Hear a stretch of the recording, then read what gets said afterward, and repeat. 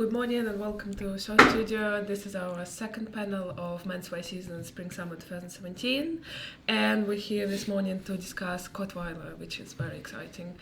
I have a great set of panelists who got here on Sunday morning, which is amazing.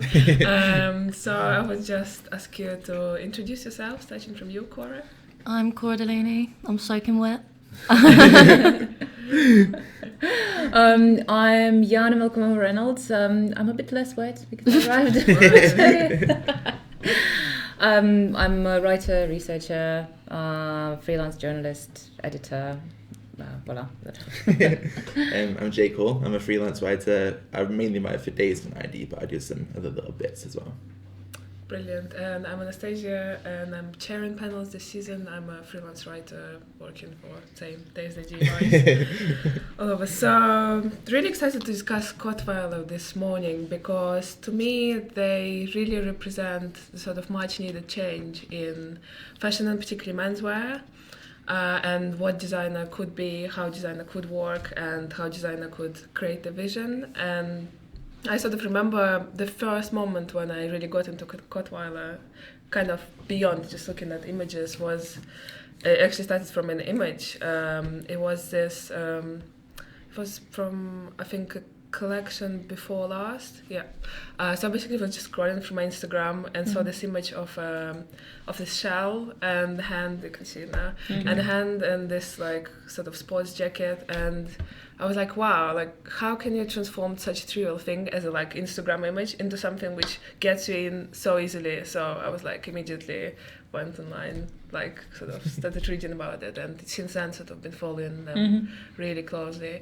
So you guys, what was your Cottweiler moment? How did you discover them? What do you like about the brand? The first time I met them was when they was having a party in their studio. Great.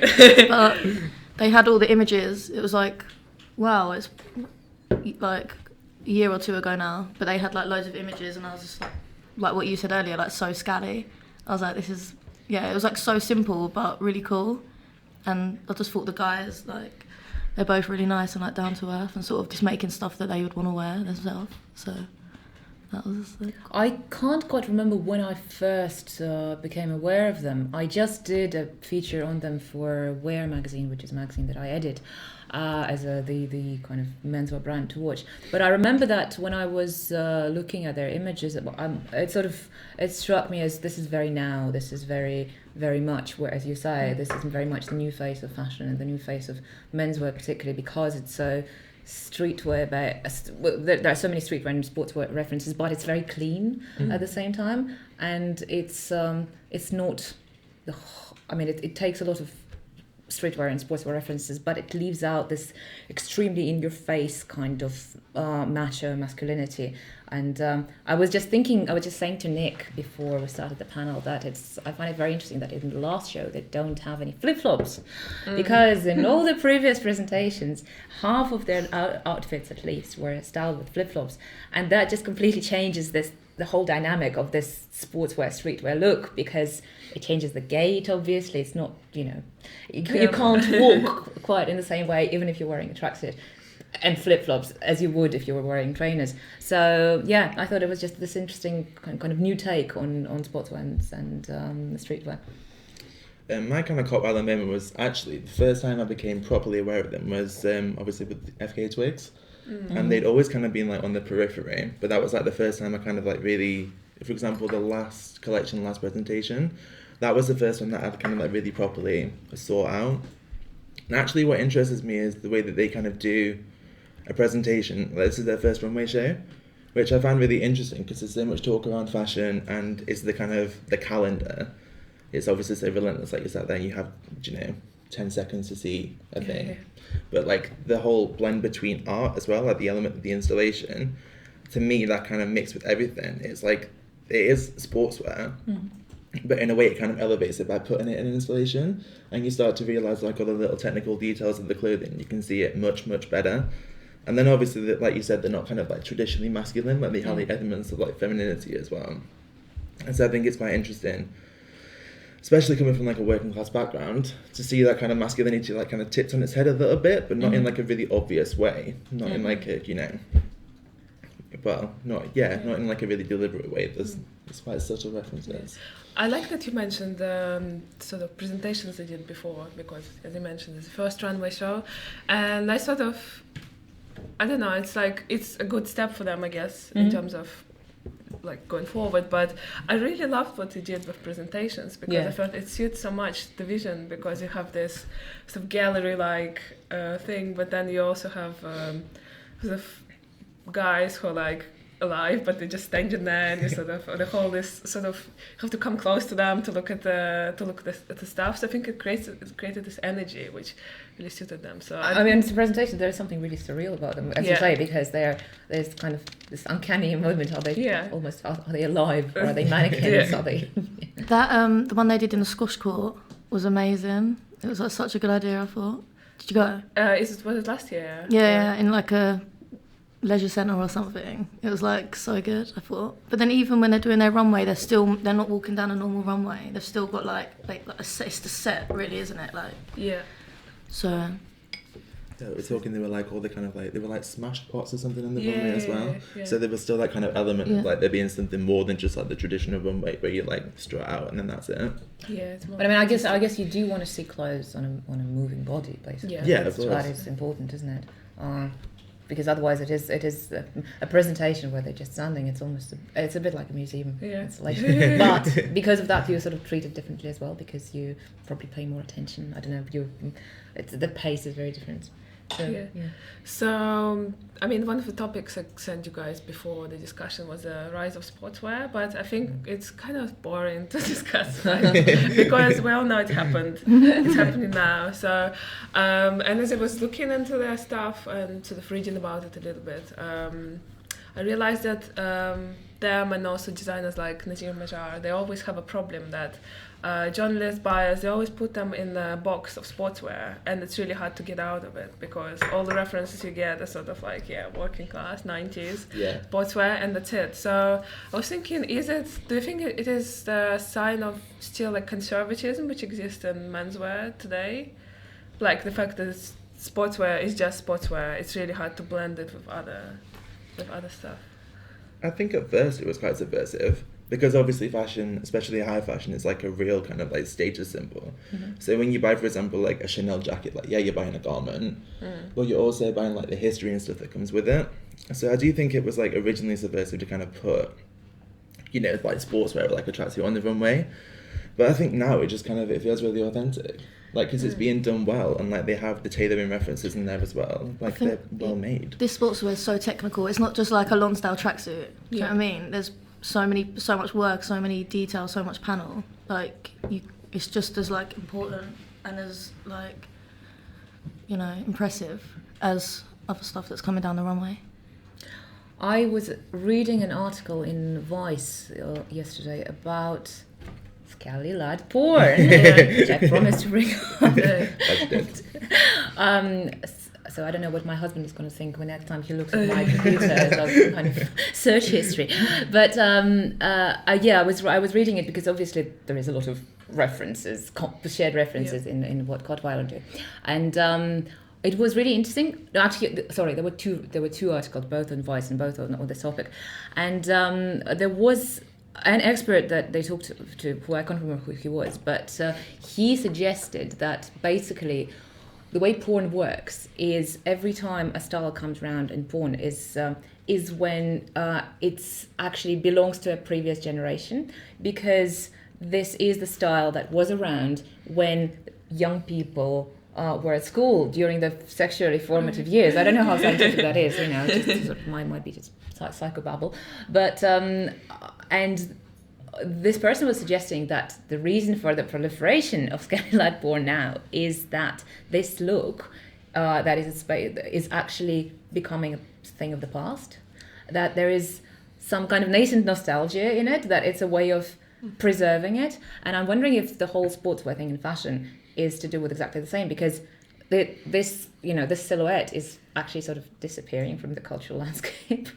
Do you really think so? Because I mean, you probably could attribute the rise of it to the 90s, I guess. Yes. But then if you look at how like ordinary men dress, they would wear a t-shirt, a sweatshirt, but I think 90% would never wear like track pants or something like this in like daily. I think the younger generation, everyone wants to wear tracksuits. You've Yeah, got that's like the Palace, thing. Supreme, Yeah. all these. Yeah, that's why I people. think it's more and more relevant in this respect, that thing it's is, like- becoming part of like your normal wardrobe, which is great. Because people want to be comfortable, and I think like in menswear, like even jeans sometimes they're just not very comfortable, and it's like so much of like the pinnacle of like formal in menswear, like formal dress has always been like black tie, and it's always been suits and everything that are actually quite restrictive. So I think that people are really tapping into it just because they're good to wear, like they feel good to wear. Like it's just one of those things. It's just like you can wear it, you can be comfortable.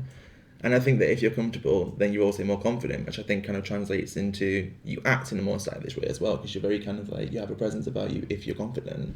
Yeah, but I think it's also because you actually we don't really you were talking about the body, and about I think that a lot of contemporary fashion is going into this direction. It makes you less and less aware of your body, because the more comfortable you are, the less you think about it. And I think it's just the whole kind of shift, because we don't want to think about our bodies that much now, because post-digital world, which is what they were sort of talking about, and etc. etc. So I don't know. I think it's this very kind of novel, because obviously the traditional menswear like suits or whatnot was very kind of tight. Yeah, like very like slim fit. Stifling, yeah, it was just very, very kind of restrictive. So it wasn't about comfort at all. It was about being sharp. But I think that what's amazing with them is that they actually retain the sharpness, whilst it looks relaxed and it looks like sportswear, but there is a real sharpness to it, which obviously is. I mean, one of them was a Salero Taylor was the printer. So. Yeah. I think, in Panama for about 6 years.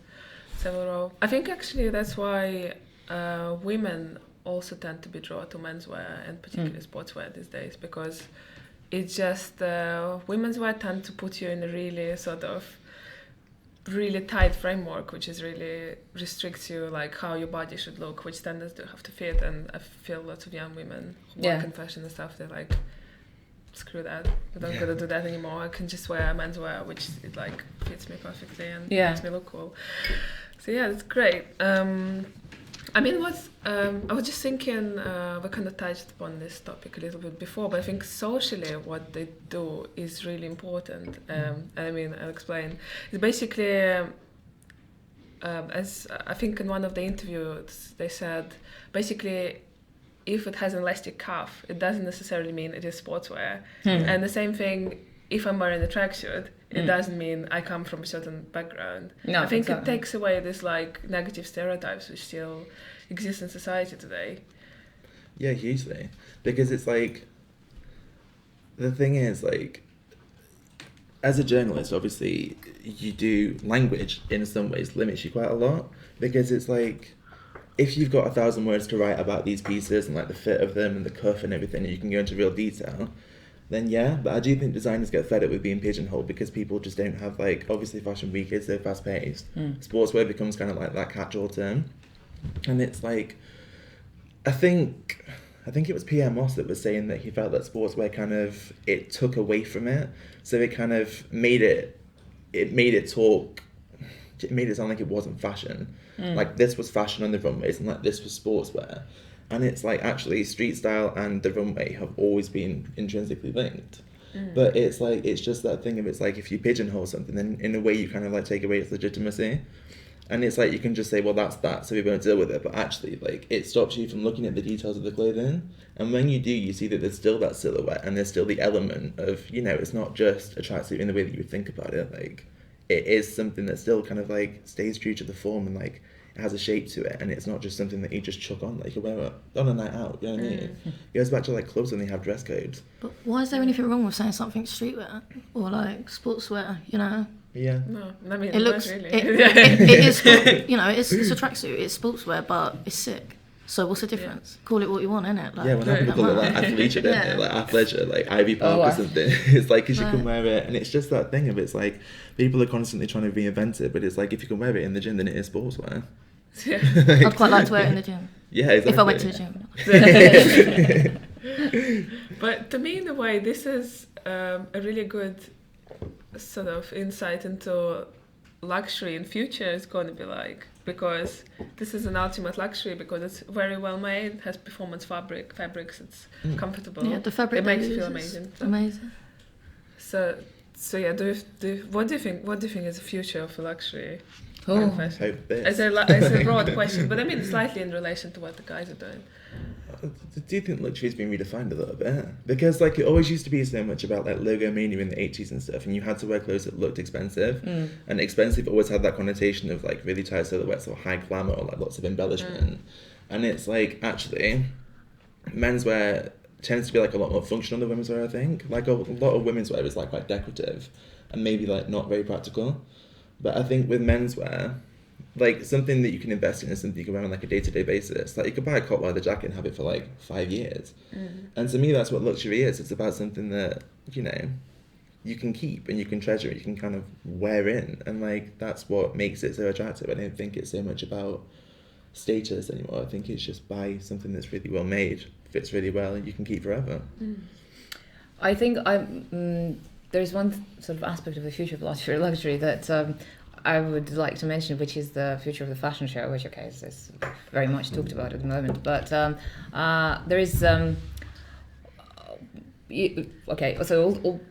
going to start from another angle. Sorry, there is this idea that in 15, 20 years' time, the fashion store is going to be the bricks and mortar store. It's going to be nothing like what it is now.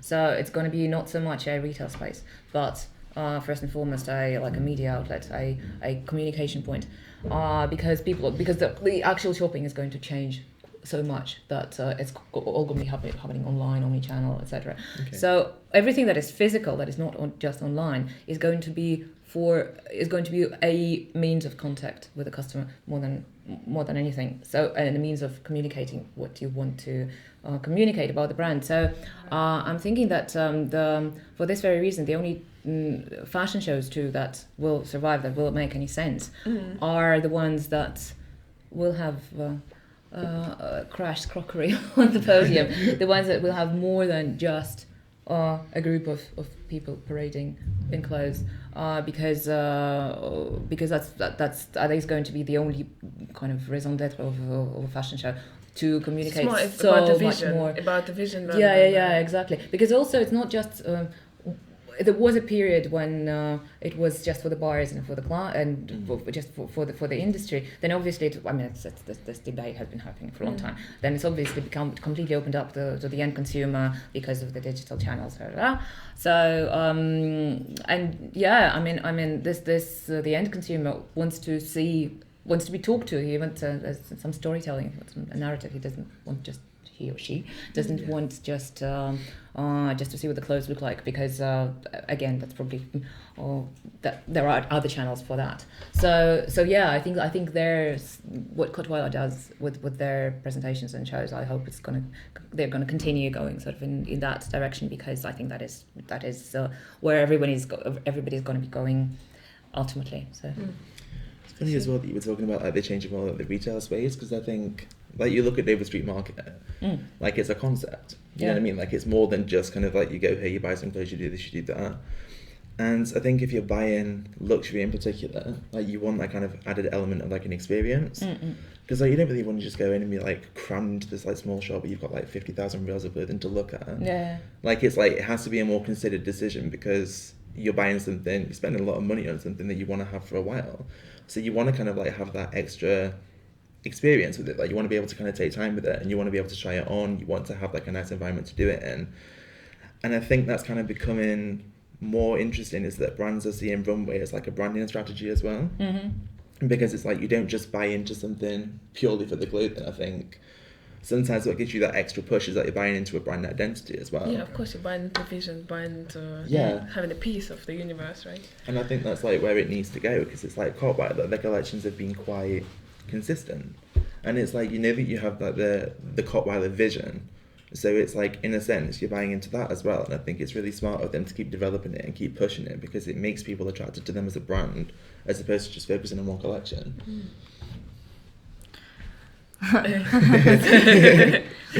Well, I think you know, it's important who's wearing it as well. Obviously, we've talked about FKA Twigs and stuff, but in one of Skepta's music videos, he's like the voice of our generation, really. Like, if he wore a black bin bag down the street, you know, there's going to be kids doing that too.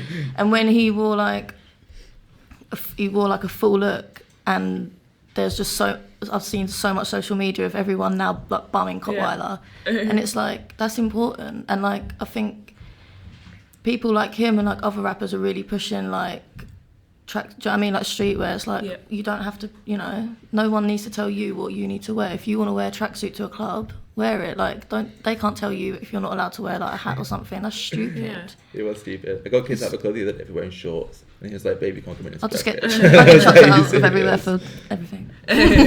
We do need to move away from that, because it's like fashion's like a means of expression, and all that black tie and dress codes do is just limit that freedom of expression, because it's like you have to fit into the social box that you look like of a high enough status to enter this club. And it's like, there's so much pretension around London, and it's like, I do feel that fashion has always played into it. Like, it's like high glamour, and there are these, like, fashion is so subjective, and it's like, it's an art form in itself, but then also that subjectivity is kind of ruled over because there are these brands that have this hierarchy. Yeah, I remember I was wearing like a full Nazir tracksuit. Yeah. And I couldn't get into like a really crap club. And I was like, this tracksuit is literally like, You're like so much nicer than anything anyone here is wearing. Like, so annoying. And it's like, you can't explain to them like, this is really happening. Do you know what I mean? There's so much effort into this. It's not just like a normal tracksuit. Yeah. But they're just like, no. They start showing the detail, detailing and stuff. It's bargains. Wasn't it Karl Lagerfeld who said that, I can't remember the exact quote, but he said that somebody wearing track bottoms has given up on life or something? That's my worst quote in life. I want to tell him. Next time I see him. I mean, that's he's good at really horrible quotes. I mean, here you go. That's a sort of difference of the new approach to fashion and the slightly increasingly outdated approach to fashion. And I mean, what I like about Cottweiler as well, that the guys they really are fascinated by luxury, and they have this ambition of showing in Paris or running a big fashion house. So could you guys see that happening in the future? Yeah, absolutely. Because it's like, it's not...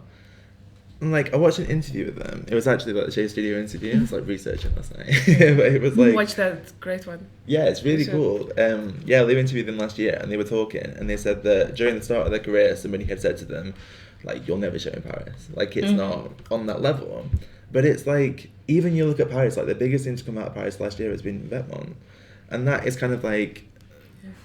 the epitome of it. Like, it's changing. Exactly, yeah. Like, it's changing completely, that concept of like what's high end and what isn't. And even like, you had like Go Graham and everybody in New York that kind of became like the new wave of like New York designers. And then I figured that the same thing is happening with Paris, because people are moving towards youth culture. Yeah. Because like young people... I sort of hope they won't become a very big business. Yeah. Just because I'm very skeptical about big businesses and fashion in general, because it's just it is being a big business is an incredibly restrictive kind of way of existing, and it means reporting to investors, and it means kind of looking at your previous season styles and seeing what sold best, and getting your financial team on your back about do more of those bestsellers from last 2 seasons, and basically it's stagnation. And it's so I hope they're going to grow, but I hope they're not going to become an empire, and I really hope they're not going to. Okay, no, I'm not trying to say anything. If they want to go that way, if they want to become part of a big conglomerate, great for them. But I kind of don't think they would ever listen to anyone. No. I think they're smashing it as they are. Like, carry on going. That's the thing. It's like they're really respected, and it's like, I think that means often like it's so much more important than being just commercially viable. Because it's like the people that buy like Cottweiler or that buy Nazir or whatever are kind of like very, very, because they have such a singular vision. It's like something that you commit to. And like, what I love about this kind of clothing is that it also becomes part of your identity when the reader wears it. So it's like one of those things, isn't it? It's like you said, it's who wears it as well. It becomes part of it. And I think they probably do have got a dedicated fan base. But it's like, who could imagine Damna exactly, being at Balenciaga? So, I mean, could you we can just like have an exercise and pick a house for them. I mean, I was thinking actually they could really do Dior Homme if you look at it. Yeah, no, but that's what I mean. idea. Let in an ideal world, for me as a Cottweiler fan, I'd say let them get a post in some big fashion house, but keep their own one, independent, basically. That's the thing, like, big brands need that, though. Oh, yeah. Exactly, Because they it's feed like- on that. That's yeah, it, like, where energy Jenna, is like, coming from. oh, he's yeah. young, he's hot, we'll get him to do this, like, massive empire. Yeah. And it's like, big brands actually need that kind of dose of credibility, which I think is why now, like, this waiting game, like, so many creative directors are leaving. There are, like, a lot of posts open, and I think that people would be wise to actually aim their view at young designers, because, like, they're just, in a way, they're kind of untainted because they've never had any direction. They've just been allowed to do what they want. And it's like, I feel like it makes for such a more interesting vision than somebody who's kind of been in the system for years and years at a luxury brand and then moves. Like, it's just that thing of, like, creating clothing because you want to, because you love it. And I think it really, really shows. But big brands kind of need that, I think. Definitely. And yeah, showing in Paris, definitely. I don't see why this could not happen, because Exactly. I mean, I think. but I mean, it's Paris is a pretty well interesting put. place at the moment. Yeah. I mean, pretty much everywhere actually is becoming an interesting place again, which is very nice to see. Yeah. Gauche is showing in In Florence. Florence, Who would yeah. have known, you know? Yeah, I So- guess this is actually part of the same dynamics, because I think he has decided to show there just to do it sort of in spite of the whole sartorial, pretty Peacock strict, like, kind of, yeah, the whole like shoot vibes, and he's like, yeah, I'm tired of showing in Paris. I want to do that because this is different. Yeah. But there is, because I go to Pitti every season, and for the last couple of seasons, I've seen some change in that crowd, because I mean, before it was just all the peacock look, Yeah. which is amazing, jaw dropping, but there are hundreds and hundreds of people wearing exactly that look with exactly the same kind of length of their roll-ups on their trousers. And only for the last season or two, I've been seeing other kinds of people as well around, a bit more street people, a bit more, just a bit different. There was some kind of tribal, some African kind of style going on around. So I mean, if this infiltrates the Pitti crowd, which is a very conservative crowd in its own way, then amazing. Then I think it's a really good the thing. real shake-up. Because even you think of how young LCM is, really. Yeah. It's like It the menswear really is, yeah. industry has like blossomed massively over like the past half a decade, and it's like already during that time we have seen this move away from like, you know, suits and everything. We have seen it kind of shift. Like, I think that's when it started, because more designers were actually getting big name exposure. So this has probably always existed, but it was charted as the rise of streetwear because it was the first time that it got press attention. So I think it's good. Like, menswear now is so much more diverse than it used to be. I think it's like a really beautiful They've thing. got more help though, haven't they? Yeah. You've got like new gen. Yeah, like fashionistas, fashionistas, you know what I mean? like, So they need that support to be able to do that. There was a really nice exhibition about boyhood, curated by Lou Stoppard in LCF earlier this year, and it was basically exploring this kind of cultural shift to boyhood, to focusing on boyhood and boys and all the attributes of boyhood in fashion. And in Harvey Nichols, you know, they just relaunched their menswear department, and they have all sorts of sort of boyhood paraphernalia kind of dotted around, like game consoles and stuff like that. Which, I mean, although obviously Harvey Nichols is not exactly a very avant-garde store, but I mean, even a store of that ilk is looking at youth essentially, then it means that we're onto something basically. Yeah. It's interesting as well because you can look at like, the fetishization of youth, and like particularly like youth subculture. Like you look at obviously like rap has always kind of really heavily referenced it, but there have always been all these designers, and it feels like that's happening. You know what I mean? And also, actually, drawing it back to fetish porn, there's the whole thing about that like the tracksuit fetish is like a massive thing within the gay community. Yeah. So you have the video, and then you also have like there's like all these really weird videos of like guys wanting to be dominated by many trainers and like stamped on. The dirty Yes. I don't get the yes, dirty yes. sock thing. What's that about? No, like you want to sniff their socks and everything, but it's like Apparently you can like buy them or something. Like I don't know. Like, my theory is Oh yeah, like, and you can buy calm stained trainers, Yeah. socks. Oh my god, let's not get into that. but it is that whole thing of it's like I think because that has always been kind of portrayed as like hyper masculinity, you know? Yeah, absolutely. Like that man. And I think it's like, obviously, as a gay man, that becomes like the pinnacle of like unobtainability. Because it's like somebody, those men were always kind of like seen, masculinity and sex have always been linked, and like it's a really like attractive thing, aspirational thing, or it's seen to be like hyper manly. And it's like, to me, that's why it's being fetishized. And I think the tracksuit has become the kind of like object of that fetishization, and the trainers as well. Very much so. Because it's like, it becomes that thing of, it's like, this is somebody that you probably grew up around and probably like, you know, bullied you at school or whatever. And it's like, now like you can turn your gaze to them, or alternatively you can be like humiliated by them and get off that. But I think Cottweiler guys really play this thing in a really good way, and also in a really subtle way, because they're obviously fascinated by subcultures, but they in a way turn their own brand into subculture itself, because they've got like the whole crowd of people who are obsessed with the object, which is probably a good thing for a designer, particularly if it's a well-crafted one, because then if you have this adoration of the object, it's sort of plays well for them, I guess. Exactly. Pay a lot of money for that adoration. But that's the thing, it's like they were kind of like the mesh panels and stuff as well, and they'd use kind of like, they'd provided like little hints of flesh. So it was like this thing of, it's like, it's that whole thing of like, there used to be like a lack of sex in menswear, and it's like, I think it moves back to that, because it's always been okay for women to be kind of sexualized, and women have always had their bodies policed and exploited, but men have kind of avoided it, I think. But I think now there's actually a much more interesting element, like exploring that element of sensuality within menswear, and I think Cottweiler do it really well, because they have this kind of like hyper masculine visual of like the tracksuits and stuff, but then it's, do you know what I mean? Like it's sexy. They want it to be sexy. Yeah, I mean, I would disagree though about menswear not having a hint of sex in it, because I think there has been a lot of sex in it. Yeah, at all times. You think? Yeah, I think so. I don't know. Well, I mean, the it's just as you say, it's just the way it's hinted at. It can be different. The cut of the suit, there was if you look at it, tailoring from 100 years ago, it was all about making your shoulders look a bit bulkier and your chest I guess look it's a bit. A different kind of sex. It's more like yeah. sensuality rather Yeah. than It's sex. like the exposed flesh, and you have like, because I think it's just basically, I guess you see more flesh now, don't you? Because it's like before, it's always been like the cut and like the way that it hugs the body, and there's like that hint of suggestion. Yeah. But I think now it's like people like JW can do like just a massive cutout, and it was like when Rick Owens had like do you know like the trousers that had like the penis cut out?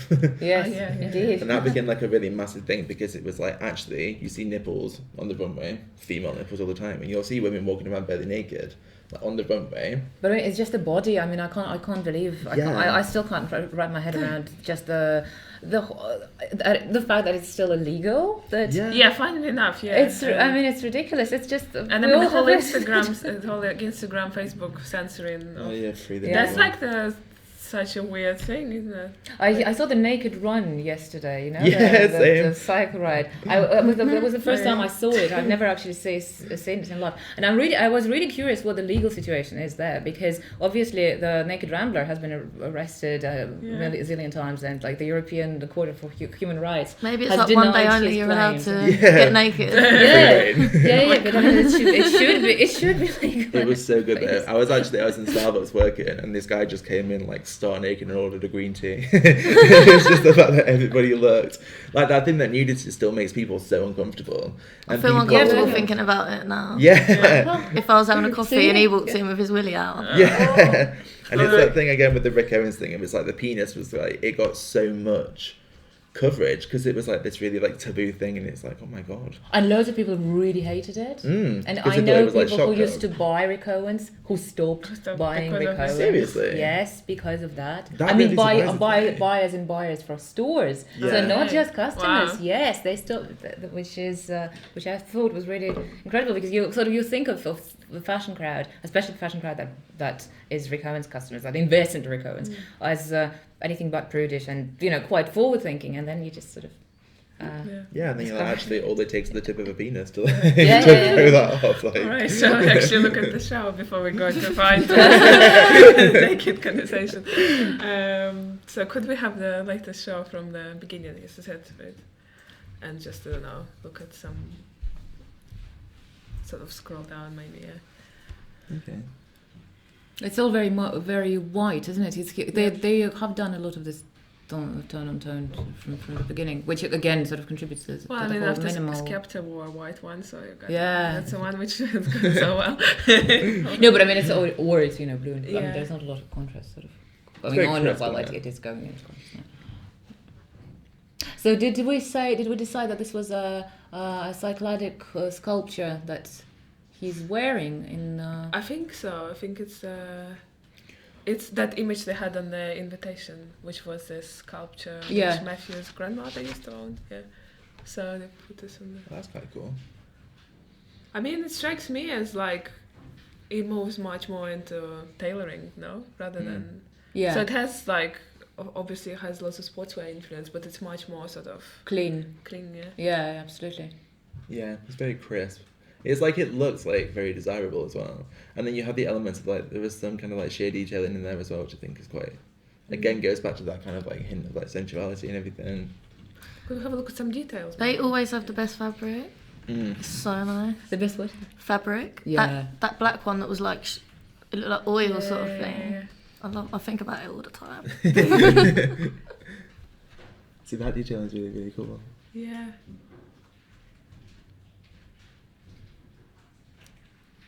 Which is just quite impressive, isn't it? It's like that's something that I don't think I've seen before. Like the element of like the kind of like the detail actually leaving the clothing and actually coming around the body as well. Mm-hmm. I like that they have a diverse cast. So I too. think the story they had like sort of a more complex story behind it. They have this whole like hotel, sort of this like hotel thing going on, hence the towels and I sort was of at a slightly hotel service, thing, right. like this kind of thing which is like a napkin which hands them. Because it was all Mediterranean. Yeah, Mediterranean. Hence as the well, that's the cycladic thing. Yeah. sculptures. Right. The blue So- the blue to me is very interesting because this is kind of this is a blue which has sort of this service wear connotation, if you know what I mean. yeah, like the hospital. doctor- Yeah. What is Particularly this? the What one is with this? the- What is is it the this? pants? wrist thing. Yeah, Yes. that thing is really strange. So their footwear, yeah. Was that a collab or is that just? I've never seen them before. Those Reeboks. Yes, I was wondering that as well. Cool question. And it's like you were saying before, wasn't it? With like the flip flops. Before there was- There Yeah, is. most There of it are was some. I think flip-flops. there are some. And I think that is also what contributes to the kind of crispness of and cleanness of the look. It's that whole thing now, isn't it? It's like the trainer game is massive. Like you look at like Yeezy and his trainers and stuff and how much they sell. They've again become like really, really desirable. I mean, even with Gosha, I know that his fans the first thing they buy is actually shoes. Although they are, to me, not the most like symptomatic. They're With shoes, usually though, you just can like wear usual. like the same pair of trainers every day, and no one's gonna think, "Oh, you wear them every day." Like, you know what I mean? If you wore the same jumper every day, they'd be like, Yeah, people are starting to notice. I like this strap-on and sort of crossbody bags because that's a very kind of urban commuter thing, isn't it? And that's quite a cycling thing as well. I mean, I think they're just very useful as well. Yeah, I like that it's functional. Like, I like that you can picture like these clothes actually like making your life easier. Yeah. You know what I mean? Like, it's just that thing of it's like practicality kind of is the new luxury. I think time's like the ultimate luxury, and it saves you time just by making everything more accessible.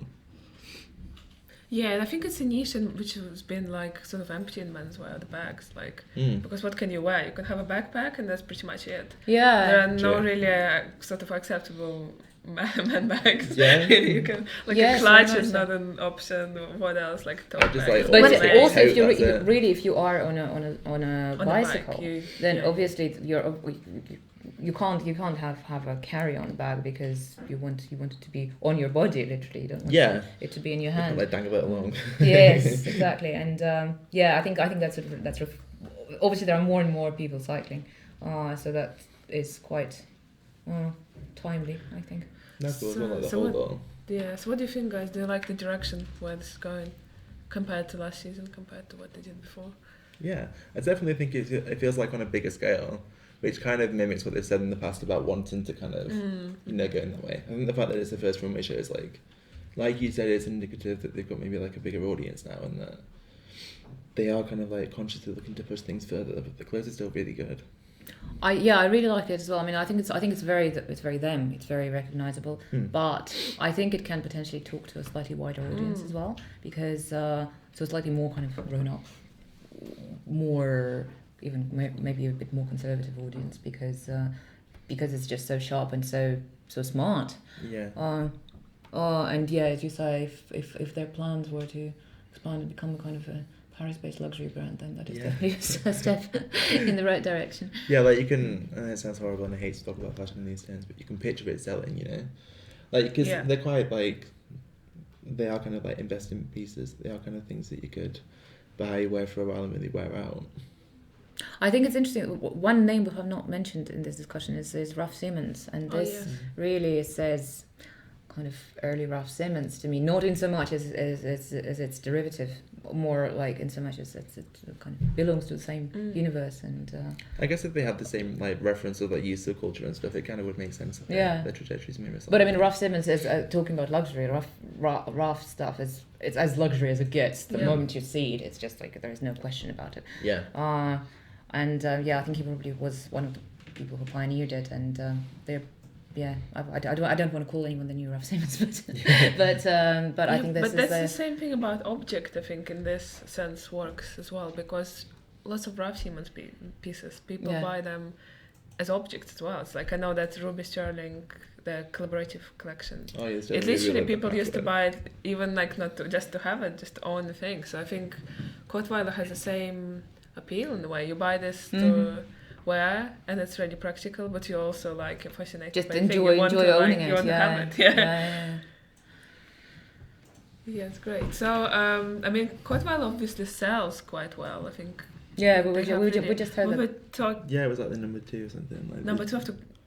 Oh, the number 1 on Show Studio. They're number 1 apparently. They're ahead of Gosha, or they're neck and neck with Gosha. Yeah. But Gosha is an amazing sales everywhere. So So I mean, do you think that subcultural approach has an influence here? The fact that they sort of have this great following, which is in a way sort of their followers in terms of they just love the whole world they create. They buy into vision. They buy into having a piece of that. Yeah, I think it's like less specific to them. I think like with anything, I think with most brands you have like a really loyal following.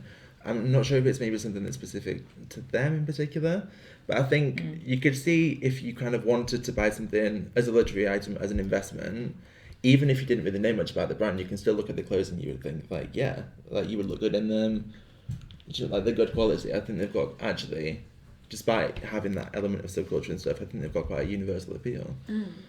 I feel like young people are like so interested. They're like saving up money to like buy one thing, to like buy that one Cottweiler hoodie or something. Like people, like I feel like with like the basement and wavy garms and all stuff like that, like fashion is like really a thing at the moment. Like, yeah. I mean, I don't. I think every strong designer creates a universe and has a cult following. Creates objects that have this cult status. So I don't think that is necessarily particular to Cottweiler.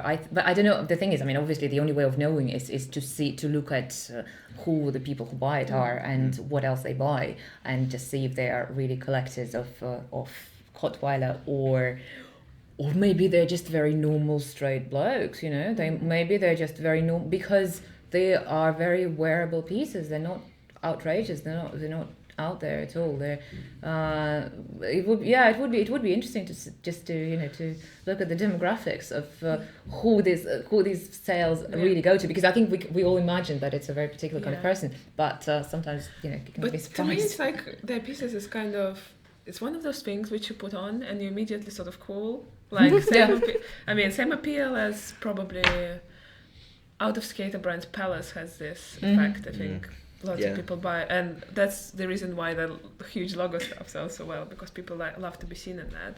Same Supreme, probably Gosha, probably Wittmann. It's like, it's a code for like, I know what's happening. I'm pretty much in it. Yeah, like so, you're kind of like in it. Yeah. Because there is that thing of it, it's like the cool brand, but I think a lot of that is down to the press as well. Because I think it's like the press does kind of really hone in on certain brands, and I think a lot of their appeal then comes from like the press coverage, because it's like, you know, it's essentially the buyers in the media that kind of dictate trends in a way. It's like so easy for it to suddenly become like not a cool brand though. Yeah. Once everyone's wearing it, everyone's like, oh, not cool anymore. Sorry, like so you have to get like that level. It's like you said, isn't it? And it's like, like there's that stigma that comes with like being really commercial and being like too successful, because then people want to kind of feel like they're in the know a little bit. Like, oh, this design is really cool, and you know, you haven't heard of it. And, like, it's so often like, meet the designer you haven't heard of yet. And like, yeah, that transition kind of happens very fast, doesn't it? Especially now. Exactly. But again, I mean, somebody like Raf Simons everybody knows who he is. He's a very well and everybody recognized. wears it. No, I mean, who can afford it? Exactly. But it has not made him. I mean, he's been the creative director of Dior. How much more kind of mainstream can you go? But it still hasn't made him. I don't know. I don't know one single person in fashion world who would think that Raf Simons is uncool. Yeah. Because Raf really introduced his personality to Dior, like when he did like the big documentary. Yeah. And it really, really humanized him and made you see this dress he was under. Oh, I remember when he cried. Oh. It's like I watched it on my friend and we were both like, bless him. Like it's just the element of like it's just a really nice normal person just doing these incredible things. But I think what Cottweiler special, one of their kind of special things is that they really embrace the whole internet presence, internet aesthetics, the way they work with kind of the whole world they create, because it taps into like Tumblr subcultures and all this stuff. Like, have you noticed that? Do you think it's a great thing for a brand? Do you think it's a good sort of way to create your vision these days? Yeah. To sort of just not resent it, just embrace think that this is how we live, this is how we perceive information. Yeah, because like you have to move with the times, and it's like I think there is an element of it's like it's kind of unfiltered in a way, because media, once something is on like mainstream media, it has to go through so many different channels, so it has to be approved by editors and everything.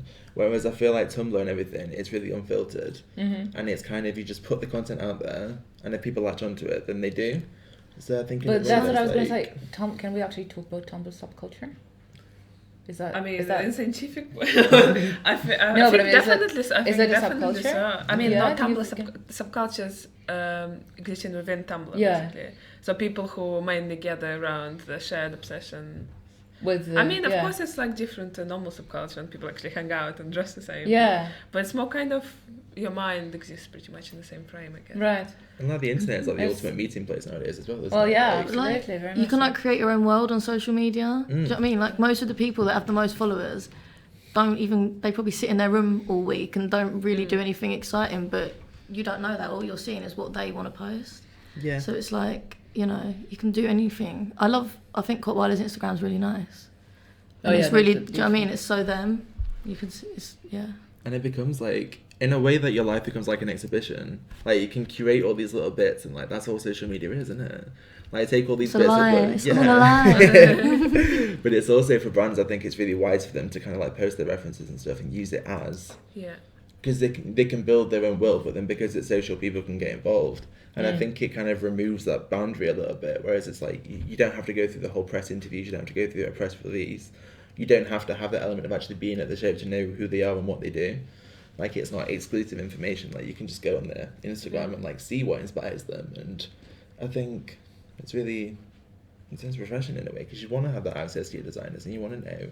And in a way it's a great like way out from, because a lot of designers like they hate doing interviews, they don't like the situation when they're one-to-one with the press. It's a good way to actually avoid it in a way, because you give it away yourself the way you want to give it away. Because I think it was Reiko Kubo, wasn't it, who said that she doesn't give interviews because everything she wants to say she says through her work. Yeah. And it's I mean it's great. You can say whatever you want to say. You can say through images, which for a visual creator is a lot easier than speaking in words anyway. And I think it's Instagram and Tumblr are great platforms for that.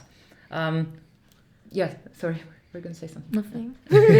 But also I think the DIY aspect is great. Like that video from a shower, which we looked at before, which is shot on like a mobile phone.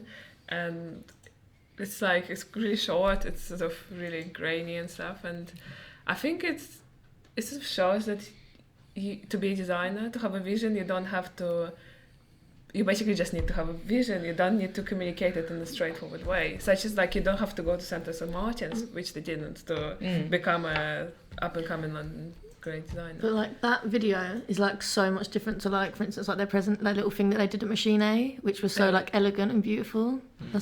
They're like both ends of the spectrum sort of thing. Yeah, which is really good to see different things. Yeah, I think what they said about the presentation as well is that this is a way to take away those sort of working class street references from the clothes, that they basically never shoot it on guys like near the estates and stuff. They just put it in a really clean, really like pristine gallery like museum like settings, and that's the approach. I do quite like that because it's like, I don't know. I can't stand shoots set on council estates anymore. If I see one more, I'm just... Yeah, like I've seen like everybody's doing this. Like, it seems to be some sort of thing, isn't it? Well, because it's like bizarre. the whole fetishization, isn't it, of the working class, and it's like ultimately, I think it's really good. Like, I don't know whether it's fetishization or not.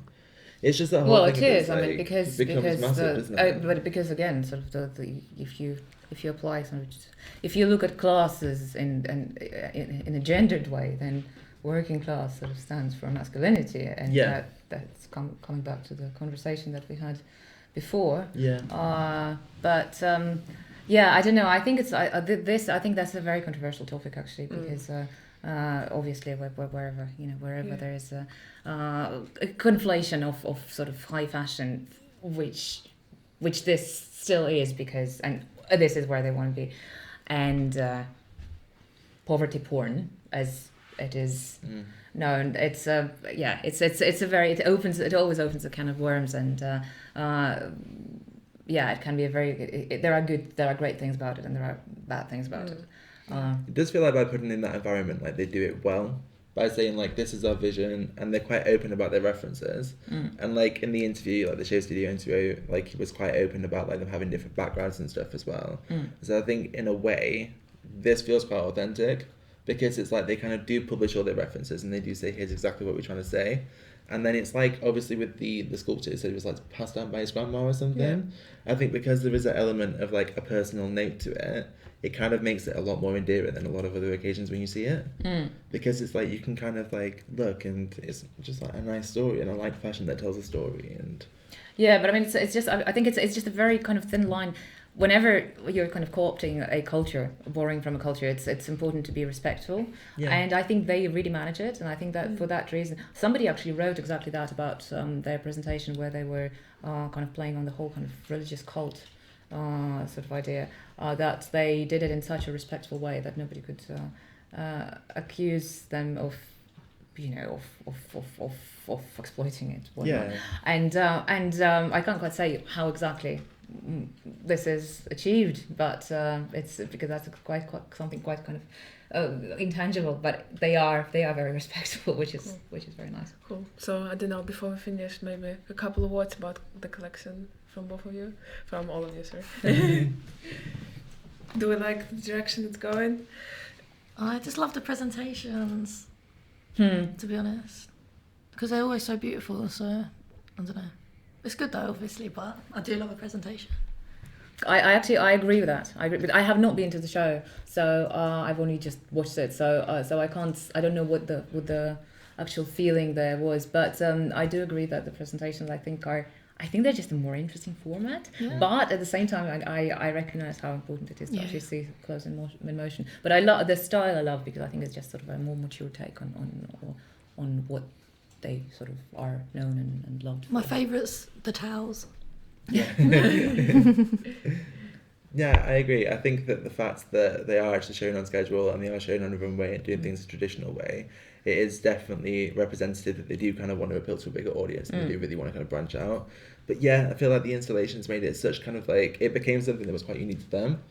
And I don't know, as a writer, that you're at a show and you get like 10 seconds to digest these images and stuff, and it's like, it's obviously important to see the clothes in motion and stuff, but then I don't know, I feel like things like installations and resees and all these things that give people more time to actually interact with, take in the clothes. I feel like it's just. But then, having said that, more and more people are doing presentations now. So Yeah. so maybe they just want to be ahead of the game. Yeah, maybe actually. Because that's it is the way. a thing, no? I mean, if you look at the LCM schedule and even at London Fashion Week schedule, there are more and more every season. There are more and more presentations and less kind of classic shows. So maybe the show is going to become a bit of this retro nostalgia kind of thing before we know it. So maybe they. So yeah, thank you guys. Let's give them a round of applause.